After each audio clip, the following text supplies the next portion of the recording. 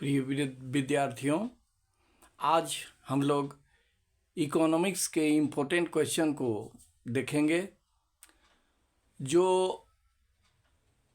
दीर्घ उत्तरीय या लॉन्ग टाइप क्वेश्चन है, जिसका मार्क्स 6 नंबर का होता है, उसको हम लोग देखेंगे। और मेरे अनुसार ये क्वेश्चन बहुत ही महत्वपूर्ण है जो 100% आपके एग्ज़ाम में आने वाले हैं। इसलिए इन प्रश्नों के उत्तर को आप देख लेंगे और अच्छी तरह से उसको याद कर लेंगे ताकि आपको अपने एग्ज़ाम में अच्छा से अच्छा नंबर मिल सके। इकोनॉमिक्स में जो लघु उत्तरीय प्रश्न हैं और जो ऑब्जेक्टिव टाइप क्वेश्चन हैं उसको भी देखना बहुत ज़रूरी है। लेकिन आज मैं सिर्फ आपको दीर्घ उत्तरीय प्रश्न और लघु उत्तरीय प्रश्न को लिख रहा हूँ, जिसको कि आप अगर याद कर लेंगे इसके प्रश्न के उत्तरों को, तो निश्चित रूप से आपको 80 में से 80 नंबर आपको मिल जाएंगे। तो ध्यान देकर इन प्रश्नों को देखें और इस प्रश्न को उत्तर को या तो सैंपल पेपर में या गेस्ट पेपर में या फिर आपके बुक्स में इसके उत्तर मिल जाएंगे। अगर आपको इनके उत्तर पाने में दिक्कत हो रही होगी तो आप डिस्क्रिप्शन बॉक्स में लिखेंगे, तो मैं इनके उत्तर को भी आपको लिख दूंगा, जिससे कि आप अच्छी तरह से तैयारी करेंगे और अच्छा से अच्छा मार्क्स इकोनॉमिक्स में लाएंगे।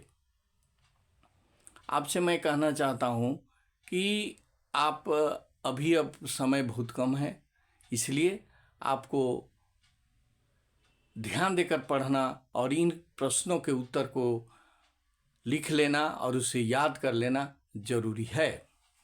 तो मैं पहला प्रश्न लिख रहा हूँ। पहला प्रश्न है,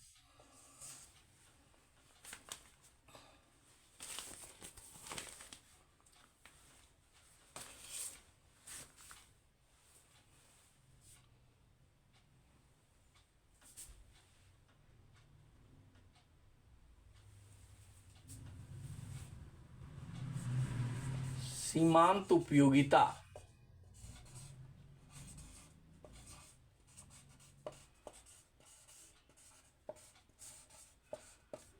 किसे कहते हैं?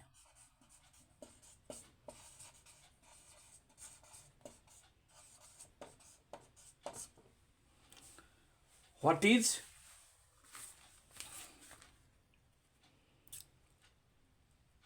marginal utility?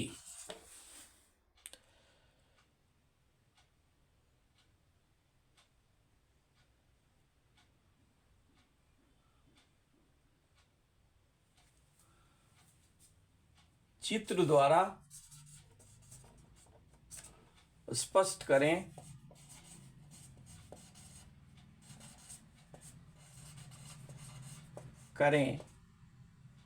कि जब सीमांत उपयोगिता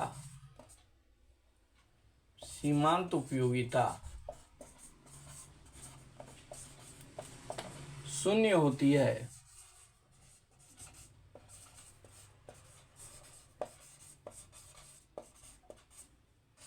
तब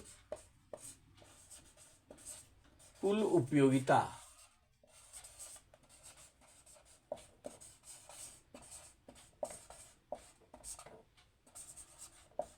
अधिकतम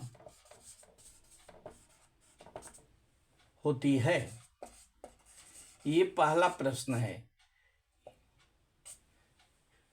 ये बहुत महत्वपूर्ण है कि सीमांत उपयोगिता किसे कहते हैं। What is marginal utility? Explain through figure when marginal utility will be 0, then at that time total utility will be maximum. This is the first question. इस क्वेश्चन को आपको याद करना जरूरी है। इसको चित्र बनाकर आपको दिखलाना है।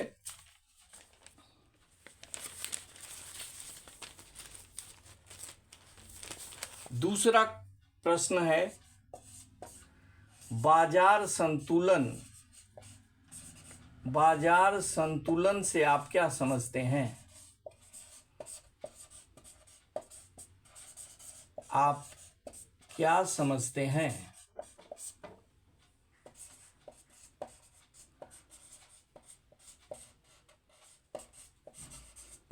बाजार संतुलन से आप क्या समझते हैं? रेखा चित्र द्वारा स्पष्ट करें। रेखा चित्र द्वारा स्पष्ट करें।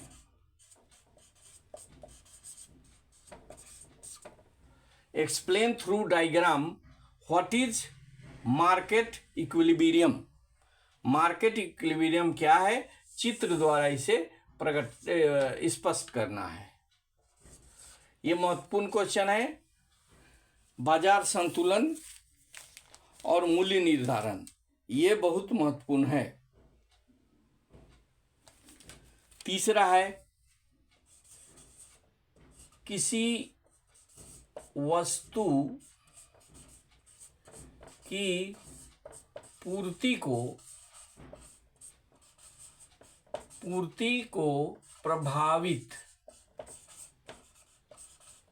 करने वाले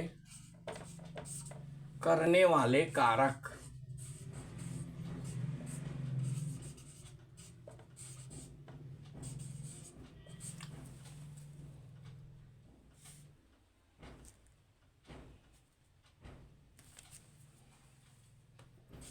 करने वाले कारकों की व्याख्या कीजिए।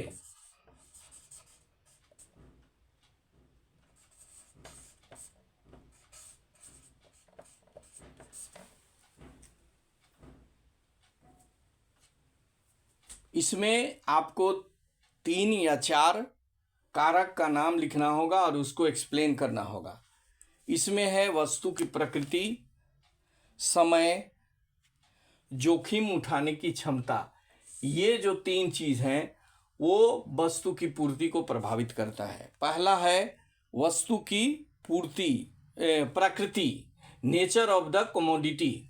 नंबर 2 टाइम फैक्टर, और नंबर 3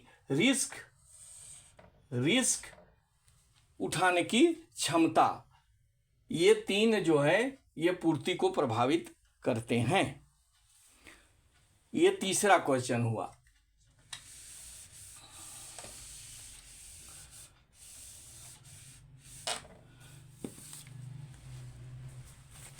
चौथा क्वेश्चन है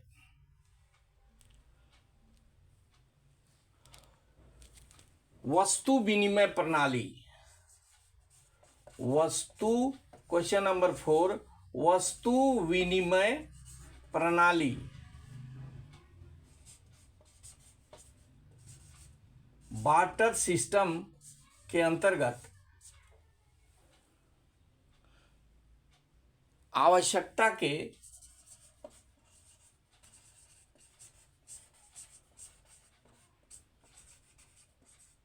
ताकि दोहरे संयोग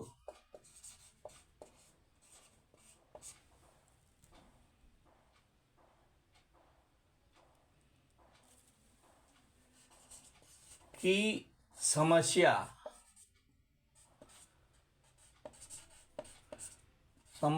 को मुद्रा के आविष्कार ने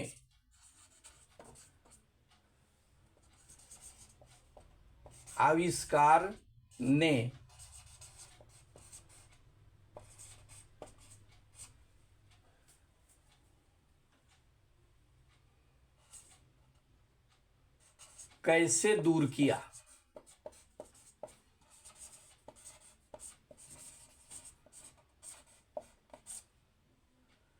डबल कोइंसिडेंस को,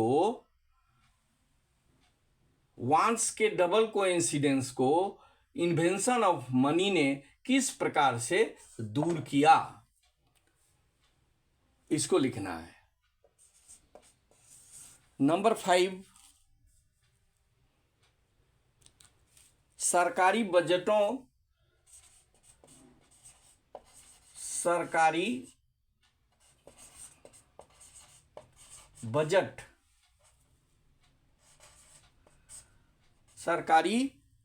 बजट के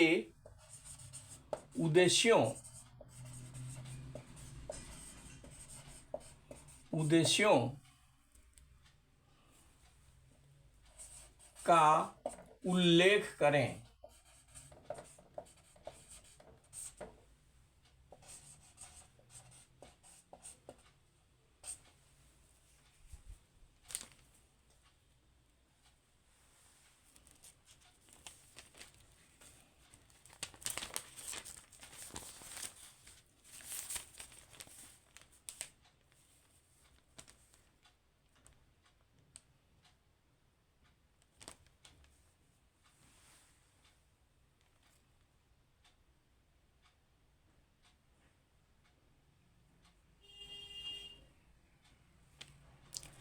ये जो क्वेश्चन है ये लघु उत्तरीय प्रश्न है। इन प्रश्नों को आपको लिखना है।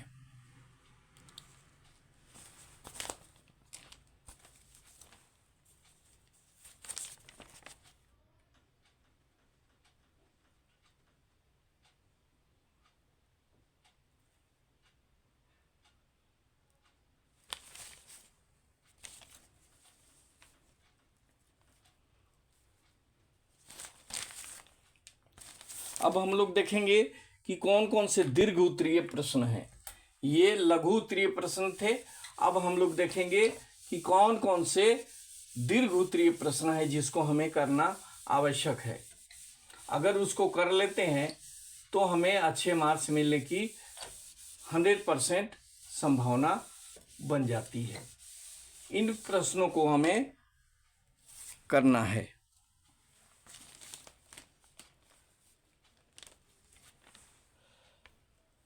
पहला है दीर्घ उत्तरीय प्रश्न।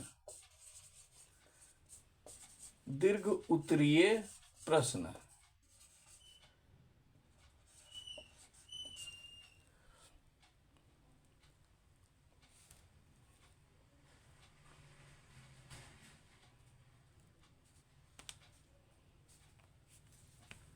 पहला है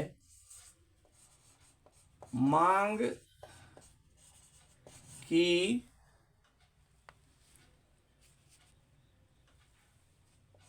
कीमत लोच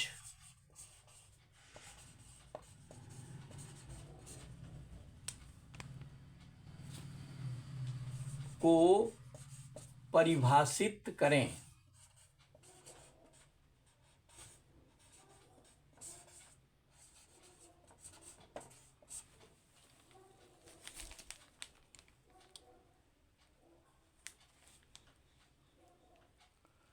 मांग की लोच को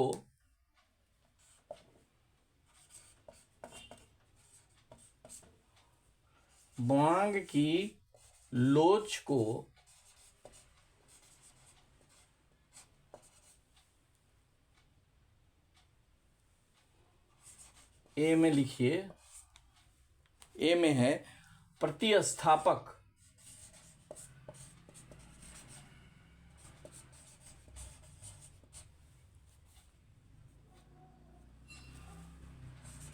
वस्तु की उपलब्धता।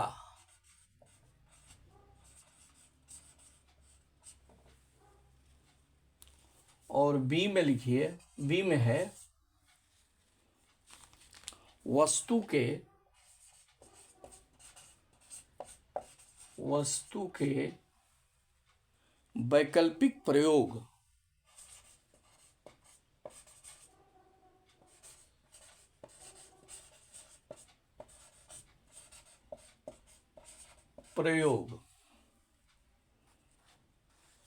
किस प्रकार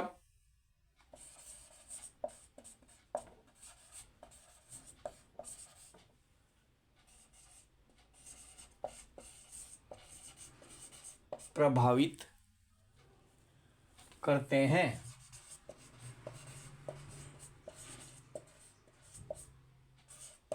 स्पष्ट करें।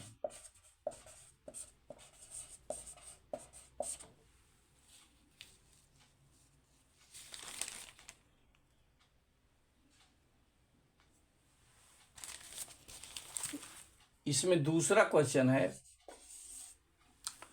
पैमाने का प्रतिफल, पैमाने का प्रतिफल से आप क्या समझते हैं?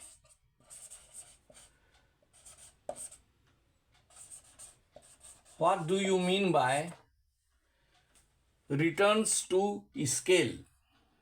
पैमाने के प्रतिफल से आप क्या समझते हैं? समझते हैं। एक उदाहरण से स्पष्ट कीजिए कि, एक उदाहरण से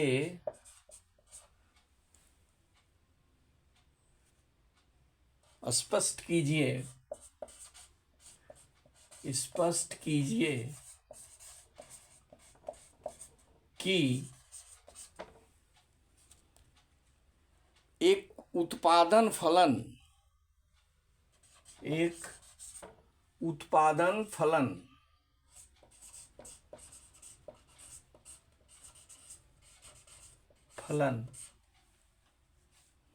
पैमाने का, पैमाने का स्थिर प्रतिफल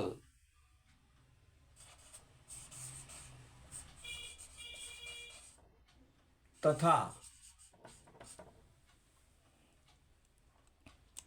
पैमाने का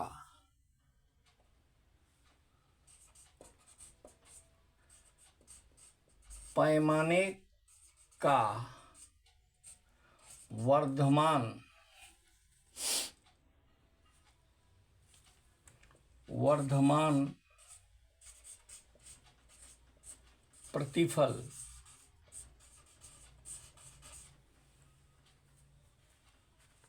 को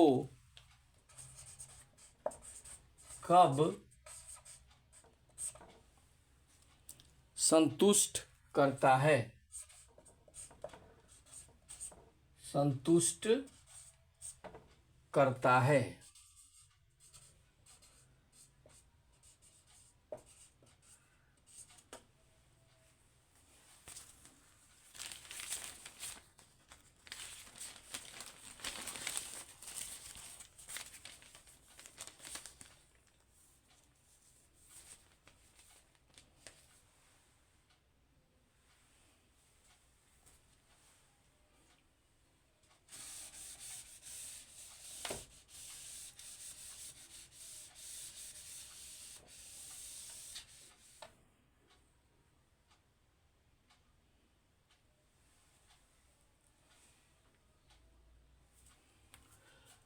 तीसरा में है, क्या जीडीपी, ग्रोस डोमेस्टिक प्रोडक्ट, कल्याण का सूचक है? कल्याण का सूचक है। स्पष्ट कीजिए।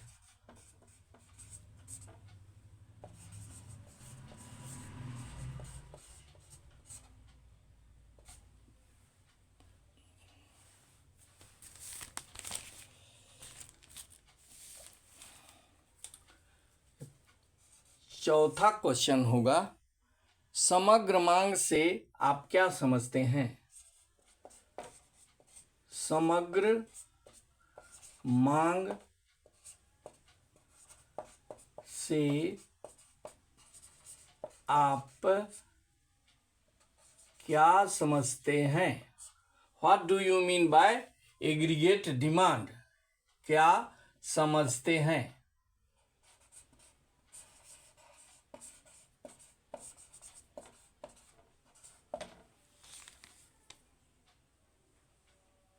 समग्र मांग के विभिन्न घटकों की, समग्र समग्र मांग के विभिन्न घटकों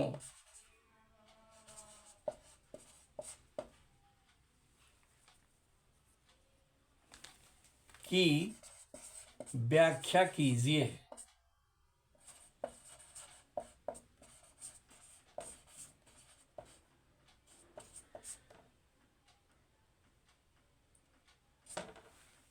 समग्र मांग से आप क्या समझते हैं? समग्र मांग के विभिन्न घटकों की व्याख्या कीजिए।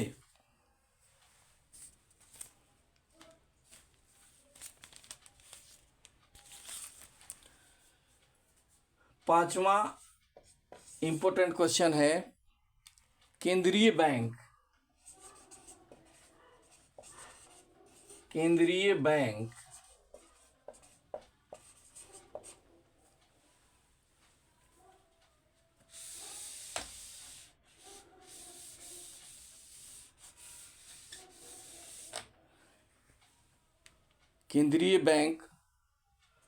अर्थव्यवस्था में साख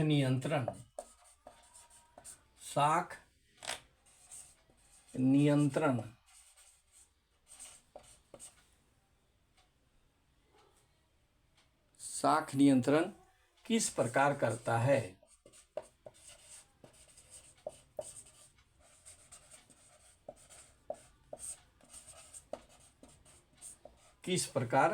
करता है?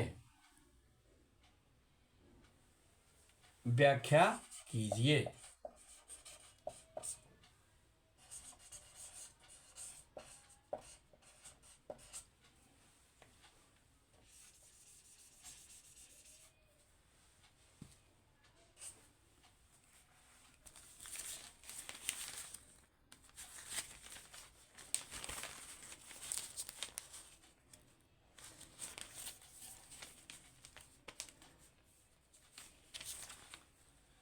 ये 5 क्वेश्चन ये महत्वपूर्ण क्वेश्चन है।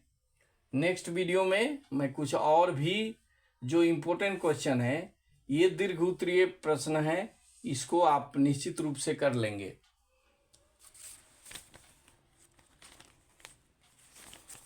अगर इन प्रश्नों को आप कर लेते हैं तो निश्चित रूप से आप 100/100 जितना नंबर का यह होगा उतना नंबर आपको आना निश्चित होगा। इसलिए इन प्रश्नों को जो मैंने अभी बताया, इन प्रश्नों का उत्तर आप खोज लेंगे अपने बुक से, अपने सैंपल पेपर से, या अपने जो आपका गेस पेपर है या सैंपल पेपर है, उससे आप इसके उत्तर को देख लेंगे। अगर नहीं आपको उत्तर मिलेंगे इनके, तो आप हमें डिस्क्रिप्शन बॉक्स में लिखेंगे ताकि हम उनके उत्तर आपको दे सकें, उनके उत्तर आपको लिखकर भेज सकें।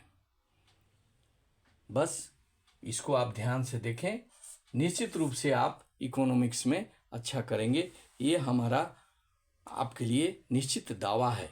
अगर आप इनको करते हैं तो इनमें से लगभग सभी क्वेश्चन महत्वपूर्ण हैं, ये सभी प्रश्न निश्चित रूप से आने वाले हैं।